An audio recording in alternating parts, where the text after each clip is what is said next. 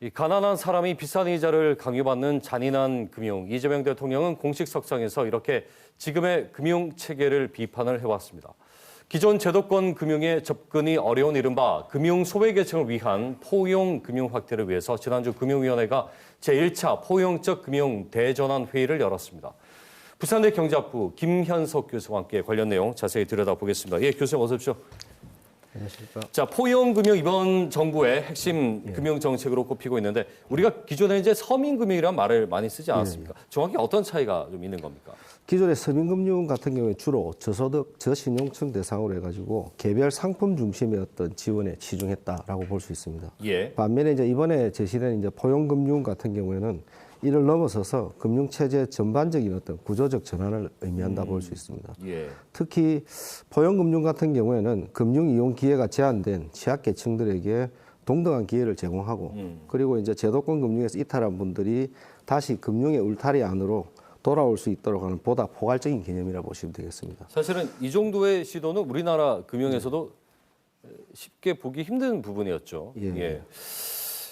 결국은 금융권에서 소외된 분들을 안고 가겠다. 그런 부분에서 차별이 없게끔 하겠다는 사실 금융의 일반적인 상식과는 다소 배치된 부분도 없잖아 있습니다. 신용도라는 것이 있기 때문에.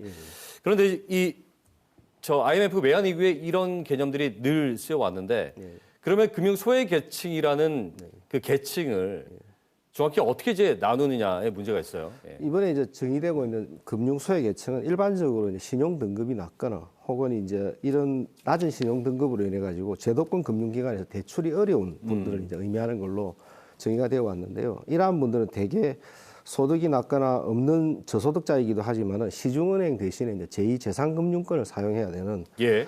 고금리 대출에 의존하게 되어 있어서 경제적 가용성이 낮은 어떤 이중적 위험에 처해 가지고 있는 그런 분들이라고 보면 되겠습니다. 그렇죠. 또한 이게 이제 실질적으로는 빈곤층임에도 불구하고 이제 수급자 선정에 탈락되어서 예. 사실상 의료비나 주거비 등 갑작스러운 어떤 지출이 발생했을 때 네네. 여기에 빈곤의 늪으로 이제 추락할 가능성이 높은 분들도 이제 포함하는 좀 포괄적 개념으로 확대되었다 이렇게 보시면 되겠습니다. 저신용자 그리고 우리가 소위 얘기하는 취약계층 안에서도 또 단계가 있지 않습니까? 말씀하신 대로 상품의 수혜에 벗어나 있는 분들이라든지 이제 사각지대인 분들 이런 분들까지 좀 더 확대해가지고 면밀히 좀 들여다보겠다는 정책으로 이해하면 될까요? 예, 맞습니다. 그렇게 보시면 되겠습니다. 지금 주류금융권에서 오히려 이제 소외되는 구조인데 결국은 정부가 우리가 이 사람들을 안고 가서 생활, 이 경제의 안정을 이룩하겠다 이렇게 이해를 하면 되겠습니까? 좀 맞습니다. 더, 예. 좀 보충 설명해 주시죠. 예. 금융 같은 경우에는 이제 현대 사회에서 이제 어떤 정상적인 경제 활동을 하기 위해서는 사실상 필수적인 권리이고 또 이제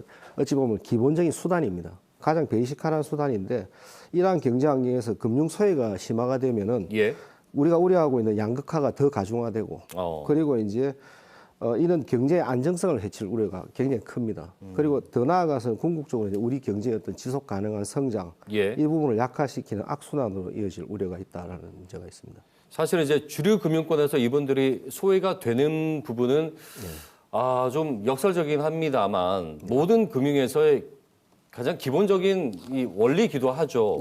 신용도가 높은 사람에게 좀 더 이제 주류 금융권의 이용권을 더 확보를 해준다든지 이런 구조적인 거를 아예 바꿔 보겠다라는. 예, 맞습니다. 그렇게 이해하십니다. 상당히 이제 혁신적이고 큰 변혁으로 느껴지기도 합니다.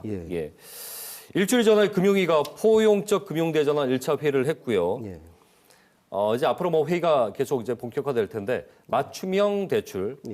그러니까 이제 핵심은 저리로 대출을 확대하겠다는 것이 이 주요 내용으로 이해를 하면 되는지요. 예, 맞습니다. 기존에 있는 것보다 조금 더 혜택이 많이 돌아가는 방향에서 추진 중인 것 같고 현재 지난 1월 8일에 이제 열린 제1차 포용적 금융 대전환 회의에서 발표된 핵심 내용은 세 가지로 요약할 수 있습니다. 첫 번째가 이제 금융 접근성 제고 및 금융 비용 부담을 줄이겠다. 그리고 이제 신속한 재기를 지원하겠다. 그리고 금융 안정망 강화라는 어떤 3대 과제를 이제 제시하고 있습니다. 그 중에서 이제 그 금융 접근성 제고 및 금융 비용 부담 완화 같은 경우에는 해살론이나 정책 금융 상품의 금리를 인하하고 청년 및 취약계층에 대한 낮은 금리의 정책 서민금융 제공과 이를 위한 출연금이 조정되는 구조를 마련하는 걸 목표로 하고 있다고 보시면 되겠습니다.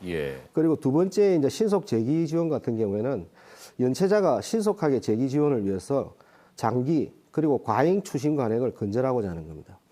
그래서 이를 위해서는 금융권 자체 채무 조정을 활성화하는 게 예. 우선 제기되고 있고요. 그리고 소멸 시효의 어떤 기계적 연장 및 반복해가지고 매각되는 어떤 관행을 없애기 위해서 정부가 향후 2차 회의에서는 보다 금융권 연체 채권 관리 개선 방안 등을 갖다가 논의할 예정입니다. 그렇군요. 예.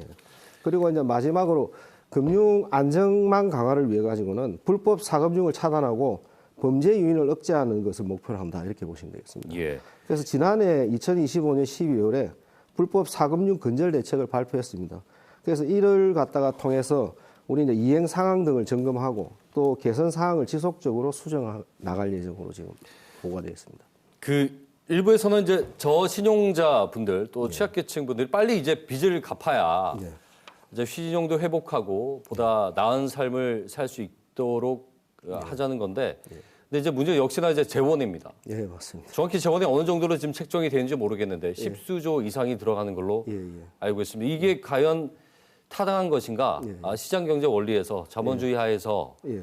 선뜻 이해를 못하겠다라는 분들도 분명히 있어요. 이게 나라가 이제 구제를 다 하려고 한다는 것 자체에 대해서 여기는 어떻게 좀 보십니까? 지금 이제 정부가 이제 어떤 강력한 어떤 상생 금융의 어떤 의지로 이제 지금 이 제안이 된 내용인데요. 상대적으로 어떤 높은 신용자가 저신용자보다 더 높은 금리를 지불해야 되는 어떤 문제가 있습니다. 이게 이제 예. 저금리의 역전 현상이다라고 네, 정리할 수 네. 있고요. 그러니까 이거는 자세히 들여다보면은 성실한 채무 상환자에게 오히려 역차별 논란이 제기될 수 있는 부분이 있다라는 게 하나가 있고요. 예. 그다음 또 제기되는 두 번째 문제가 현재 보면 국가 재원이 투입되는 대규모 자원이 채무자의 어떤 도덕적 해이를 유발할 수 있다는 우려도 예. 동시에 존재합니다. 하지만 이제 한편으로는 이러한 어떤 그 정책 방향이 금융 취약계층이 장기 연체나 고강도 추심으로부터 발생하는 어떤 그 어려움을 갖다가 벗어나게끔 해주고 네. 그걸 통해 가지고 생산적 경제 주체로 복귀시키기 위한 투자라는 시각도 있습니다. 그래서 예, 이게 예. 아마 장점과 단점을 양쪽이 다 가지고 있는 게 기대되는 긍정적인 측면하고 예. 우려되는 부정적인 측면이 동시에 존재하는 정부 정책에서 기존의 정부 정책들과 마찬가지라고 봅니다. 말씀하신 대로 기존의 이제 신용회복위원회라든지 네. 그러니까 회생이나 이제 파산 절차 과정에서 좀 더 재기를 할 수 있게끔 하는 국가적 장치들이 있지 않았습니까? 예, 맞습니다. 상품들도 여러 가지가 있는데 이런 것들과 이제 중복되고 충돌될 그런 우려 지점은 없습니까? 현재 볼 때 이제 중복되는 부분이 있을 수 있고요. 그다음에 우려되는 부분이 앞서 제기한 이제 그 지금 도덕적 해이 문제라든지 예, 그다음에 이제 예. 금리 역전 문제라든지 이런 게 이제 가장 이제 대표적으로 악용을 하는 예. 분들이 있죠. 내가 예. 덜 하지 않아도 맞습니다. 예. 나라에서 이제 금리를 완화시켜 준다라는 부분에서 맞습니다. 예. 그게 가장 우려되는 예. 부분입니다. 근데 이제 금융에서 기본적인 금융이 이제 인간의 가장 기본적인 권리다.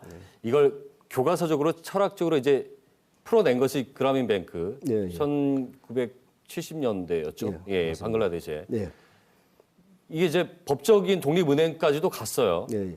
이런 부분도 좀 극단적일 수 있습니다만. 예, 예. 사례로 적합할까요? 예, 이게 저 담보가 없는 어떤 빈곤층에게 신뢰를 기반으로 해서 이제 대출을 해준 대표적인 어떤 사례입니다. 근데 예. 여기에서 우리가 놀라웠던 거는 그 95% 이상의 어떤 상환율을 보였다라는 겁니다. 이게 그걸로 인해 가지고 이제 뭐 여러 가지 이제 우리가 관심을 갖게 됐는데 2006년도 이제 이걸로 인해서 노벨 평화상을 수상하게 됐고 예, 예.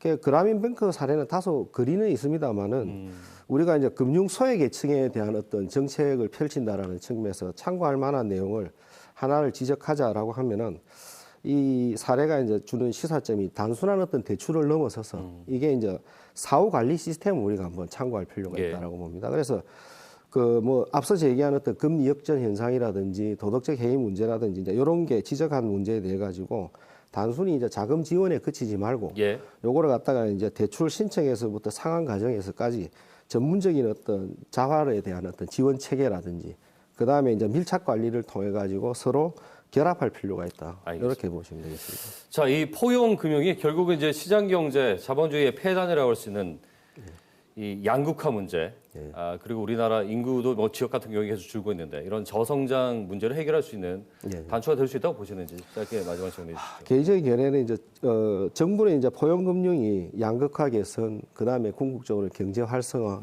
이제 이런 데 대해 가지고 굉장히 동력이 될 거다라는 이제 기대를 하고 있습니다. 예, 그래서 저도 이제 보는 관점이 현재 이제 5대 금융 지주가 2030년까지 약 한 70조 원 대규모의 자금을 이제 투자해 가지고 지금 저신용자에 대한 어떤 이자 부담을 완화해주고 그다음에 경제적 재기를 이제 돕는다면 예. 사실은 경제 활력을 높이는 수단이 될 수 있을 거라고 봅니다. 예. 단지 이제 금융시장의 어떤 원리하고 충돌하는 문제라든지 네네. 그다음에 이제 금리 왜곡 현상 알겠습니다. 그다음에 체계적 지원을 어떻게 조화롭게 해결하게 하기 위한 제도가 이제 되겠느냐. 이제 이 부분이 이제 정책의 장기적인 성패를 결정할 겁니다. 가장 기본적인 원리와 네. 이 부딪히는 부분에 대한 해결인 것 같습니다. 맞습니다. 예.